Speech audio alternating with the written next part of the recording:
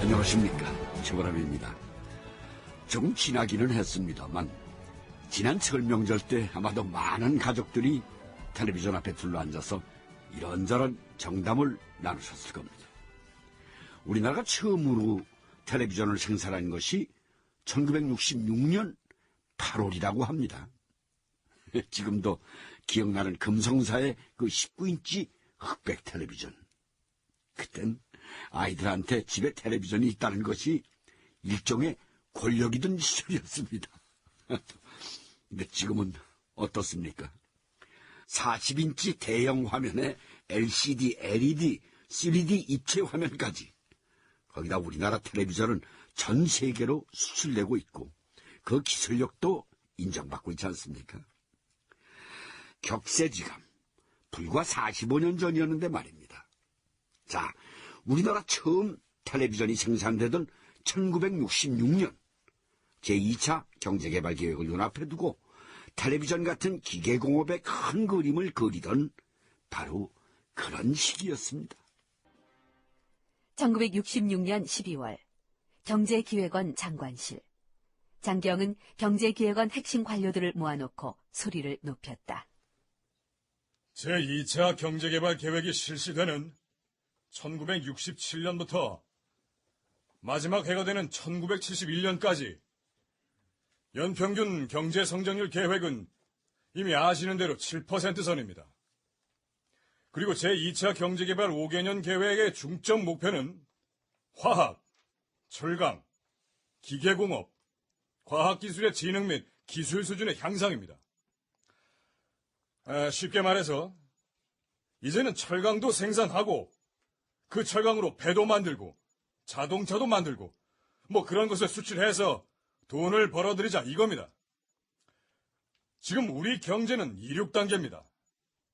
우리 경제가 이륙해서 완전히 안전고도에 도달할 때까지는 이 코크가 국제적 관제탑 역할을 해줄 겁니다. 여기서 잠깐 이 코크에 대해서 짚고 넘어가자. 이 코크는 대한국제경제협의체로 1966년 12월 파리에서 창립 총회가 있었다. 관련 기록. 이른바 차관 부총리 장기영의 지휘 아래 경제기획원은 외자 도입 교섭 활동을 활발히 전개하였는데 이 코크는 외국으로부터 차관을 도입하는 과정에서 일종의 관제탑 역할을 하게 된다. 1966년 12월 이 코크의 창립 총회가 파리에서 개최되었을 때 한국 수석 대표로 참석한 장기영은 이 코크를 본격적인 외자 도입 채널로 활용하겠다는 의사를 보였다. 이렇게 출발한 이 코크는 세계은행에 사무국을 두고 한국 경제의 실상을 세계 채권자에게 알리고 외국 자본을 공급하는 주요 창구로 자리 잡게 되었다. 제2차 경제개발 계획을 앞두고 외국 자본에 대한 경제기획원의 정책 방향을 실질적으로 알 수 있는 대목이다. 경제개발을 위한 외자 도입과 관련해서는 각 나라별로 얼마 이렇게 일단 정해놓고 그 테두리 안에서 움직이도록 합시다. 자, 오늘은 여기까지. 네. 이 국장. 예. 지난달에 내가 유럽에서 드리자고 한 현금 차관, 그거 어떻게 됐어요? 지금 진행 중입니다. 진행 중이라니? 정부 안에서 이견이 좀 있어서요. 그걸 조정하느라 아직 차관 지원을 위한 서류 작성이 안 된 상태입니다. 내가 그거 하라고 지시한 지가 언젠데. 그리고 경제 관련해서는 내가 수장입니다. 내가 결정을 한 일인데 정부 안에서 이견이라니? 그게 재무부에서 협조를 안 해주고 있습니다. 재무부? 또 김학렬이가?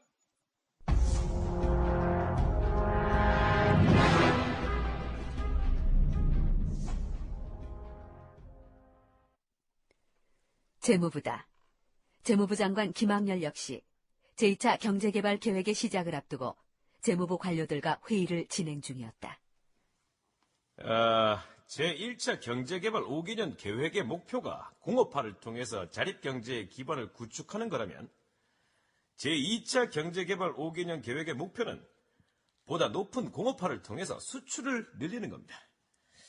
대통령 각하께서 특별히 관심을 갖고 계신 제2차 경제개발 계획으로는 경부고속도로 건설, 울산 석유화학단지의 건설, 포항제철 건설이 있습니다. 결국 천문학적인 투자 금액이 들어가는 사업이라 이 얘기입니다.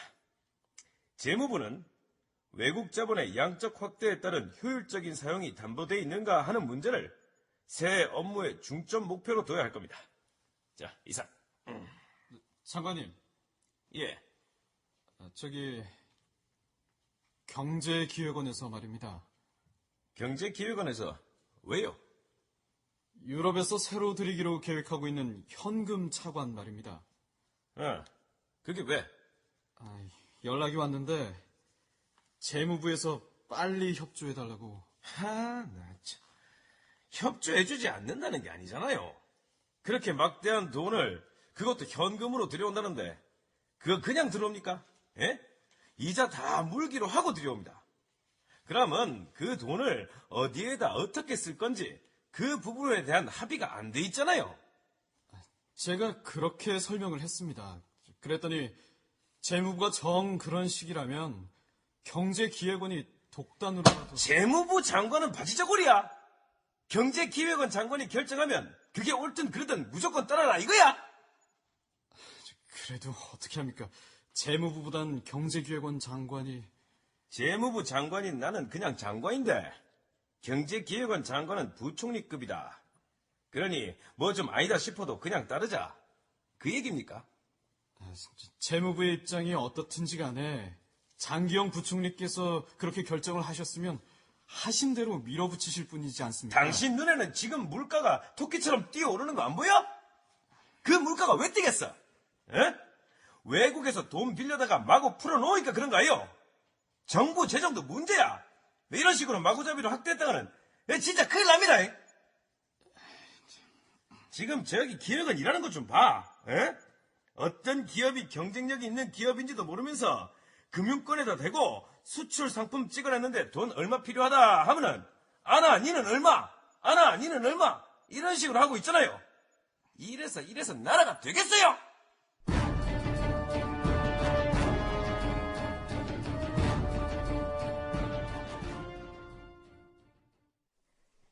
(1966년 12월) 현금 차관 문제를 놓고 경제기획원과 재무부는 심각하게 대립했다. 아니, 장기영과 김학렬은 심각하게 대립했다. 그렇게 되자 부총리 겸 경제기획원 장관 장기영이 재무부 장관 김학렬을 불렀다. 김 장관, 예. 유럽에서 현금 차관을 도입하는 문제는 내가 이미 결정을 했어요.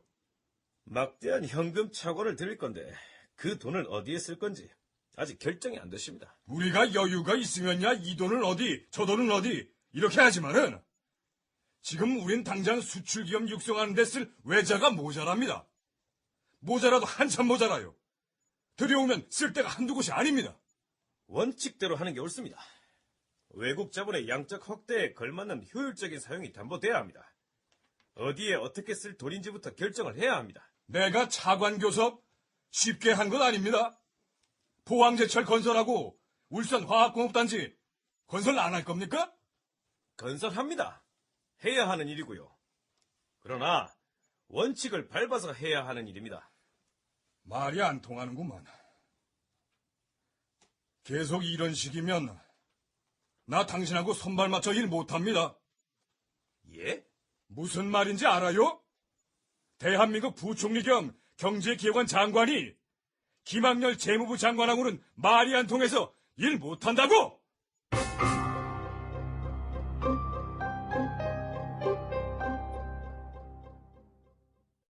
결국 이 일로 장기영 경제기획원 장관은 김학렬 재무부 장관을 시체말로 날려버립니다. 당시 경제기획원 장관은 부총리급으로 재무부나 상공부 모두 경제기획원 장관의 영향권 하에 있었으니까요. 쓸 곳이 워낙 많으니 일단 빌릴 수 있을 때 돈부터 빌려오자는 장기영 경제기획원 장관, 어디다 쓸 것인지부터 정하고 돈을 빌려오자는 김학렬 재무부 장관. 저는 솔직히 누구의 방법이 옳다 이렇게 얘기할 수는 없을 것 같습니다. 다만 한 가지, 1960년대 중반 이후부터 우리나라는 인플레이션이 심해지고 물가가 폭등합니다.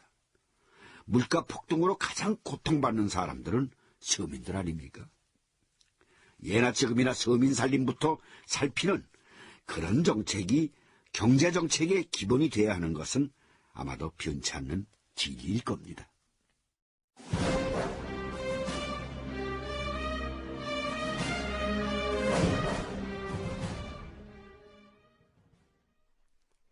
(1966년 12월) 말 해화동 김학렬의 자택이다. 늦은 밤 박정희가 김학렬을 직접 찾았다. 학렬이, 예, 각하. 자, 한잔해.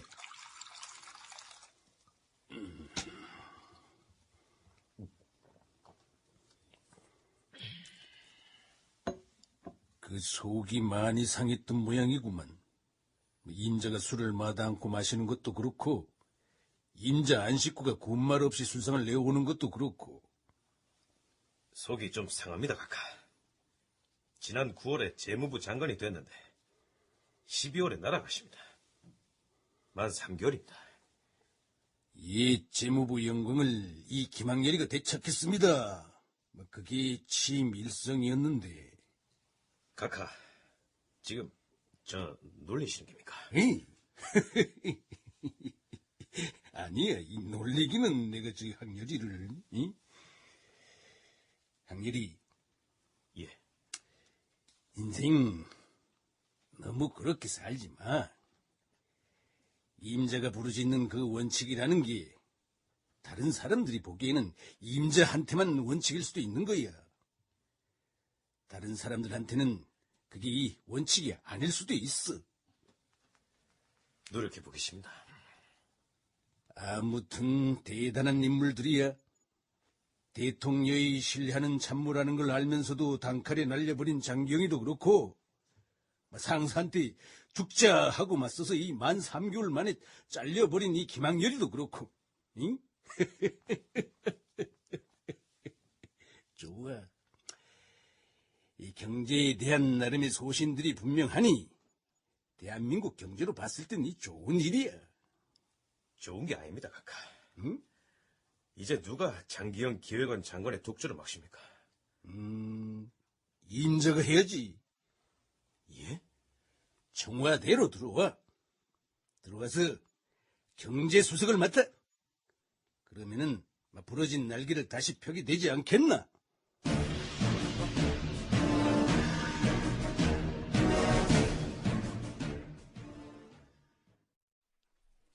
제2차 경제개발 5개년 계획의 시작 첫 해가 되는 1967년, 대통령 박정희는 경제수석 김학렬을 대동 상공부 연두 순시에 나섰다. 지난 64년 각하께서 방문하셨을 때 저희 상공부에서 섬유공업의 수출 관련 업무 보고를 드리면서 합성 섬유의 원료를 국산화하기 위해서는 우리에게 석유화학 단지 건설이 필요하다라는 말씀을 드린 적이 있습니다. 박충훈 장관이 나를 이 수출 총사령관으로 임명했던 바로 그날이지. 예, 그렇습니다. 그날입니다. 그때 내가 그 오은철 국장의 설명을 듣고, 석유화학 단지를 정말 건설해야 하는구나 이 깨달았지.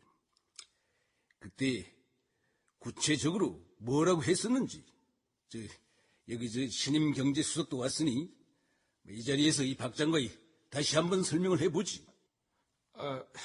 예. 석유화학이 없으면 우리나라는 막대한 외화를 써가며 원료를 수입해야 한다고 보고 들었습니다.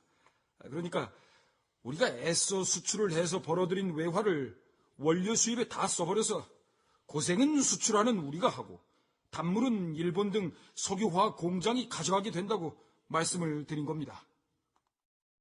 제1차 경제개발 5개년 계획이 공업화를 통한 자립경제 기반 구축이었다면 제2차 경제개발 5개년 계획은 보다 높은 공업화를 통해 수출을 늘리는 것이었습니다. 그리고 그 계획은 1967년 새해 벽두부터 이렇게 진행이 되고 있었습니다.